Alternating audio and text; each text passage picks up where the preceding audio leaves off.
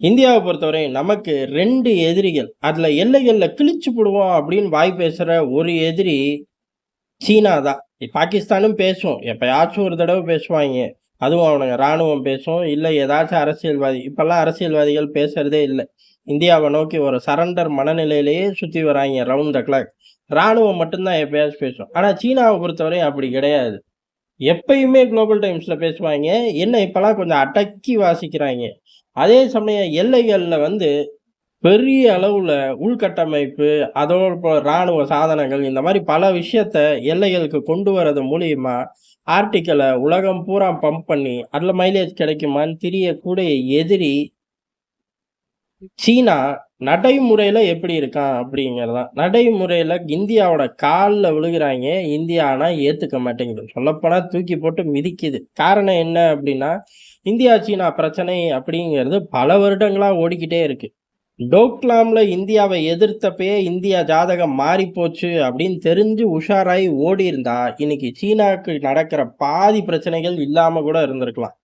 ஆனா அப்பயும் உஷாராகாம லடாக் வரையும் வந்தான் பாருங்க. அதோட சீன ஜாதகம் மாறிப்போச்சு. சீனாவுக்கு பெரும் சிக்கல், புயல் எல்லாமே அடிச்சுக்கிட்டு இருக்கு. அப்படி அடிக்கும்போது இந்தியா அத இன்னமும் கூட்டிக்கிட்டே தான் இருக்கு. அதுல ஒரு முதல் விஷயமா ஏற்கனவே சீனா கூட சண்டை ஆரம்பிச்ச உடனே, நம்ம டைரக்ட் ஃப்ளைட்ட கேன்சல் பண்ணி விட்டோம். பாசஞ்சர் ஃப்ளைட்டே இல்ல போடா அப்படின்னு. பெரிய அளவுல 2 ஆப்பு சீனாவுக்கு இம்மீடியட்டா வைக்கப்பட்டது. ஒண்ணு என்ன அப்டின்னா, சீன அப்ளிகேஷன்கள தடை பண்ணது. அத அப்படியே மெல்ல பிடிச்சு இன்னைக்கு சீனாவோட டெக்னாலஜி, எலக்ட்ரிக் வெஹிக்கிள் அப்படின்னு அப்படியே பறந்து விரிஞ்சு ஆலமரமா மாறிக்கிட்டு இருக்கு. ஆனா விதை யார் போட்டது அப்டின்னா, இந்தியா அந்த அப்ளிகேஷன்கள பேன் பண்ணி, அதுக்கு ஒரு விளக்கமும் குடுத்து, இத தூக்கி ஒட்டுமொத்த உலக கையிலயும் குடுத்துட்டோம். ஏன் அப்டின்னா, பொதுவாவே ஒரு நாட்டோட உறவு இருக்கு, இல்ல உறவு வேணும் அப்டின்னா, நம்ம ஒண்ண துண்டிச்சோம் அப்டின்னா, அவனும் நம்ம ஆப்போசிட்ல ஒண்ண துண்டிப்பான். நமக்கு பேக் ஃபயர் ஆயிரும் அப்டின்னு பயந்துகிட்டு இருந்த காலகட்டங்கள்ல, உள்நாட்டு பாதுகாப்புக்கு இந்த அப்ளிகேஷன்லாம் இடைஞ்சல் அப்டின்னு சொல்லி, ஒரு டேக்லைன குடுத்து தூக்கி வீசினோம். அமெரிக்காவே அதுவரையும் எப்படி இத டேலி பண்றதுன்னு தெரியாம வெறும் டாக்ஸ போட்டு நோக்கியே யுத்தத்த எடுத்துக்கிட்டு இருந்துச்சு. தடை அப்படிங்கிறதுக்குள்ள அமெரிக்காவே வரல, சீனா விவகாரத்துல. இந்தியா போட்ட டாக்லைனுக்கு அப்புறம் பெரும் புரட்சி. உலகம் முழுக்க சீனாவோட எல்லா விவகாரத்துக்கும், அதுக்கு பிள்ளையார் சொல்லி விதை எல்லாமே இந்தியா போட்டது தான். அதே காலகட்டத்துல இன்னொரு ஆப்பையும் வச்சோம். டைரக்ட் ஃப்ளைட் கிடையாது ஓடிப்போடா அப்படின்னு கேன்சல் பண்ணி விட்டோம். இதுல அவர்களுக்கு பெரிய அளவு ரெவென்யூ அடி. உதாரணத்துக்கு இந்தியா, சீனா ஃப்ளைட் போக்குவரத்து அப்படின்னு பார்த்தோம்னா, ஒரு 100 ஃப்ளைட் ஓடுது அப்புட்ன்னா, 80, 85, 89 அப்படிங்கிறது சீன ஏர்லைன்ஸா தான் இருக்கும். இந்தியன் ஏர்லைன்ஸ் அங்க கம்மியா தான் ப்ளே பண்ணுச்சு. வருமானம் அப்படிங்கிறது தாறுமாறா சீனாவுக்கு தான் பம்ப் ஆச்சு. வர்த்தக ரீதியா போக்கூடிய ஆட்கள், அதுக்கப்புறம் படிப்பு ரீதியா போக்கூடிய ஆட்கள், அதுக்கப்புறம் இது அப்படியே பூம் ஆச்சு. எங்க அப்புட்ன்னா, இந்த டெக்னாலஜி ரிவ்யூ குடுக்க போறேன் அப்படிங்கிற ஆட்கள் வந்ததுக்கப்புறம், கணிசமான எண்ணிக்கையில தாறுமாறா உயர்ந்துச்சு. இந்த 100 அப்படிங்கிறது 200ஆ மாறி போச்சு. இந்த 200லயும் அதே ஷேர் தான் மெயின்டெயின் ஆச்சு. 185, 189 அப்படின்னு நல்லா சீனா குளிச்சுக்கிட்டு இருந்த ஒரு இண்டஸ்ட்ரி தான். அதோட இந்தியா அந்த ஆப் வைக்கக்கூடிய சமயம் அப்படிங்கிறது கோவிட் காலகட்டங்கள். இதுலலாம் பெரிய அளவு டூரிசம் உலகம் பூரா அடி வாங்குச்சு.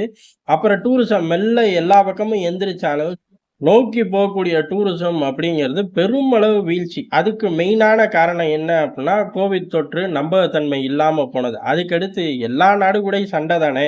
எந்த நாடு தான் இணிச்சுக்கிட்டு சீனாவுக்கு வண்டி ஏறி முடியும்? யாரும் போறதில்ல. இப்படி அடி வாங்கின காலகட்டங்கள்ல, நம்மளும் தூக்கி ஒரு அணுகுண்டு மாரி வீசினவும், ஏறக்குறைய பெரிய அளவு அவர்களோட ஏர்லைன்ஸ் ஃபீல்டே காலி. ஒரு பக்கம் டெக்னாலஜி சார்ந்து காலி பண்ணோம். இன்னொரு சைடு இந்த ஏர்லைன்ஸ் இண்டஸ்ட்ரி அதன் மூலியமா உள்ளுக்குள்ள வந்த பெரிய அளவு டூரிசம். இத 2யுமே காலி பண்ணோம். இதுல சீனாவுக்கு என்னடா பண்றது? ஒண்ணுமே நம்மனால பண்ண முடியலையே! அப்படின்னு பெரிய அளவு போராட்டம். இந்தியாவ எதிர்க்க முடியல. ஏன்னா ஏற்கனவே எதிர்த்துட்டோம். எல்லைகள்ல நம்ம 1,00,000 அவன்னா 1,10,000 பேர நிறுத்தி வைக்கிறான். திடீர்னு தாக்கிப்புட்டான் அப்புட்ன்னா, நமக்குன்னு இருக்கக்கூடிய ஒரே ஒரு நாடு ரஷ்யா. அது கூட வருமா அப்படிங்கிறது பெரும் சந்தேகம். ஆனா இந்தியாவ பொறுத்தவரை அப்படி கிடையாது. ஆட்கள் வராட்டியும் அவனுங்களே சமாளிப்பாய்ங்க. உண்மைய சொல்லப்போனா ஆட்களே அவனுங்களுக்கு தேவையில்ல. ஆனா உலகம் இத கண்டுக்காம இருக்கணும் அப்புட்ன்னா, அதுக்கு ஆட்கள் அவர்கள் கிட்ட ஜாஸ்தியா இருக்கு. உதாரணமா நமக்கு எதிரா அந்த மாரி காலகட்டங்கள்ல எந்த தீர்மானத்தையும் அமெரிக்கா போடப் போறதில்ல. ஐரோப்பா போடப் போறதில்ல.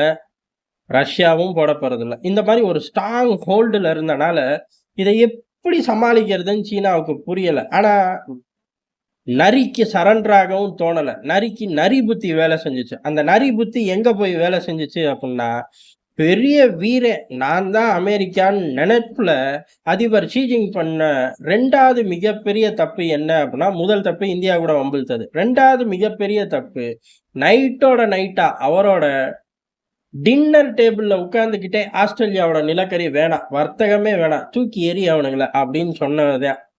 ஆனா அவரு சாப்பிட்டு முடிச்சு எந்திரிக்கிறக்குள்ளயுமே ஆஸ்திரேலியாவுக்கு புது பையர்கள்லாம் கிடைச்சு போயிட்டாங்க. இந்தியா கிடைச்சு போயிட்டாங்க. அமெரிக்கா பல நாடுகள ஏற்பாடு பண்ணி ஆஸ்திரேலியாவோட ஒட்டுமொத்த வர்த்தகத்தையும் காப்பாத்தி விட்டுருச்சு. ஆஸ்திரேலியா சீனா கிட்ட சரண்டர் ஆகும், சீனா கிட்ட கெஞ்சும், பேச்சுவார்த்தைக்கு வரும் அப்படிலாம் நெனப்பு இருந்துச்சு.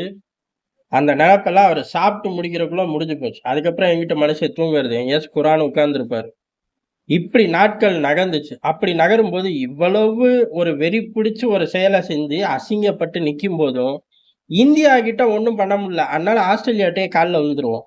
அப்படின்னு சீனாவோட நரி புத்திக்கு தான் ஆஸ்திரேலியாவுக்கு பெரிய அளவு மீண்டும் எல்லாத்தையும் பகையெல்லாம் முடிச்சுக்கிட்டு, நம்ம நல்ல உறவு வச்சுக்குவோம் அப்படின்னு ஆஸ்திரேலியா பக்கம் போனது. சரி ஆஸ்திரேலியா பக்கம் நரி ஏன் போகுது அப்புட்ன்னா, இந்தியா ஏற்கனவே பலமா இருக்கு. இதுல குவாட் கூட்டணியில இருக்கக்கூடிய நாடுகள்ல ஆஸ்திரேலியாவ மட்டும் தான் நம்மனால கொஞ்சமாச்சும் தொட முடியும், கழட்ட முடியும், தள்ளி வைக்க முடியும் அப்படிங்கிற ஒரு நரி புத்தி. அந்த நரி புத்தியோட விளைவா தான் ஆஸ்திரேலியாவுக்கு அந்நாட்கள்ல சீனா பெரிய அளவு போச்சு. ஆஸ்திரேலியால இருந்து ஆட்கள் போனாங்க. யாரு போனாலும் சரி, அதிபர் ஷி ஜின்பிங் மடியிலேயே உட்கார வச்சாலும் சரி, போற நாட்டுக்கு ஆதாயம் அப்படிங்கிறது கிடைக்கவே கிடைக்காது. அது யாரா இருந்தாலும் சரி, அமெரிக்காவே இருந்தாலும் இந்த விவகாரத்துல தோத்து போணும். ஏன்னா சீனாவோட ரத்தமே அப்படி, சீனாவோட ஜாதகமே அப்படி. அந்த இடத்துல போய் எவனாலயும் மைலேஜ் எடுக்க முடியாது. சீனாவ கழட்டி விடுறது தான் எல்லா நாடுகளுக்கும் நல்லது. அதனால ஆஸ்திரேலியா போச்சு, வந்துச்சே ஒழிய, பெரிய அளவு ஒட்டுக்கல. உதாரணத்துக்கு ஐரோப்பால இருந்து எல்லா தலைவர்களும் ஃப்ளைட் ஏறி போனார்கள். எதுக்கு அப்புட்ன்னா, ரஷ்யாவோட உறவு பாதிச்சிருச்சு. அந்த ஒட்டுமொத்த வர்த்தகத்தையும் சைனால டபுளா எடுக்கிறேன் பாரு அப்புட்னார்கள். ஆனா, நடந்தது என்னவோ, அதே 2டே மாதங்கள்ல சீனாவுக்கு எதிரான தடைகள் போட உட்கார்ந்து பேச ஆரம்பிச்சுட்டாங்க. இதுதான் எதார்த்தமான உண்மை. இதே தான் ஆஸ்திரேலியாவும். போச்சு, வந்துச்சே ஒழிய ஒண்ணும் மாறல. நெலம அப்படியே தான் இருக்கு.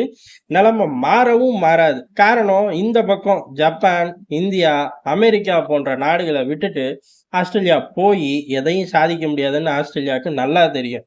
அதே மாரி விட்டுட்டு போய் சீனா பின்னாடி உட்கார்ந்து சொந்த மார்க்கெட்ட சீனா ஃப்ளட் பண்ணும். ஆஸ்திரேலியா மார்க்கெட்ட ஃப்ளட் பண்ணும். அன்னைக்கு இந்த 4 பயலுகளும் நம்மள தூக்கி போட்டு மிதிப்பாய்ங்க. ஒருத்தன் கூட சரி போய் தொலையுதுன்னு சொல்லி சேர்க்கக்கூடிய ஆட்களே கிடையாது. யாரு? இந்தியாவாகட்டும், ஜப்பான் ஆகட்டும், அமெரிக்காவாகட்டும். அதனால இப்படி உலகமா ரிஸ்க் ஆஸ்திரேலியா எடுக்குமா? ஆஸ்திரேலியா எடுக்கல. அதுக்கு அடுத்து தான் நரிவேல லாய்க்கிப்படல. நரிவேல லாய்க்கிப்படல அப்புட்னோனே, இந்தியா கிட்ட வந்து கெஞ்சியிருக்கு. இந்தியா கிட்ட இந்த ஃப்ளைட்ட ஓப்பன் பண்ணி விட்றக்கு. டைரக்ட் ஃப்ளைட்ட ஓப்பன் பண்ணி விடுவோம். இதெல்லாம் முடக்கி வைக்கலாமா? சின்ன பிள்ளைத்தனமா இருக்குல்ல, அப்படின்னு ஆரம்பிச்சிருக்காய்ங்க. இது ஆரம்பிச்சு பல மாதங்கள் ஆச்சு. கடைசியில இப்ப கால்லயே விழுந்துட்டாய்ங்க. எப்படியாச்சும் ஓப்பன் பண்ணுங்க. மத்ததெல்லாம் பேசி தீர்த்துக்கலாம் அப்படின்னு. இந்தியாவ பொறுத்தவரையும், நீ பார்டர்ல வந்து வம்பு பண்ணுவ. வம்பு பண்ணதுக்கு அப்புறம் போர் விமானங்கள கொண்டு வருவ. நாங்க இளிச்ச வாயாடா பாசஞ்சர் ஃப்ளைட்ட உனக்காக இயக்கிக்கிட்டு, அதெல்லாம் ஒண்ணும் முடியாது போடா! அப்படின்னு சொல்லி பத்தி விட்டோம். இத நம்ம கூட வெளியிடல. இத வெளியிட்டது அமெரிக்க ஏஜென்சிகள் தான். ஒருவேளை இந்தியா தான் குடுத்திருக்கும். அமெரிக்க ஏஜென்சில கூப்ட்டு, இந்தா வச்சுக்க. ரஷ்ய விவகாரத்துல ரொம்ப அடி வாங்கி சோர்ந்து போயிருக்க. இத வச்சு மைலேஜ் தேடிக்க அப்படின்னு சொல்லி, நம்ம தான் குடுத்திருப்போங்கிறது டெல்லி வட்டார செய்திகள்லாம் ஓடுது. எது எப்படியோ சீனாவையும் அடிக்கிறோம். அந்த சீனாவ அடிச்சது மூலியமா அமெரிக்காலயும் ஆதிக்கம் செலுத்துறோம். இந்தியா இவ்வளவு பெரிய பெரும் வளர்ச்சிய அடையும் அப்படின்னு சீனா கொஞ்சம் கூட எதிர்பார்க்கல. எதிர்பார்த்திருந்தா நம்ம கிட்ட நரி புத்தியோட வந்து நின்றுக்க கூட மாட்டாய்ங்க. சொல்லப்போனா சீன பார்வை கூட இந்தியா பக்கம் வராது. ஆனா எல்லாத்தையும் பண்ணியாச்சு. இனிமேல் என்ன பண்ண முடியும்? ஒண்ணும் பண்ண முடியாது. சரண்டரே ஆனாலும் இந்தியா விடுற மூடு இல்ல. டெல்லி இன்னமும் இழுத்து போட்டு அடிக்கிற மூட்ல தான் இருக்கு.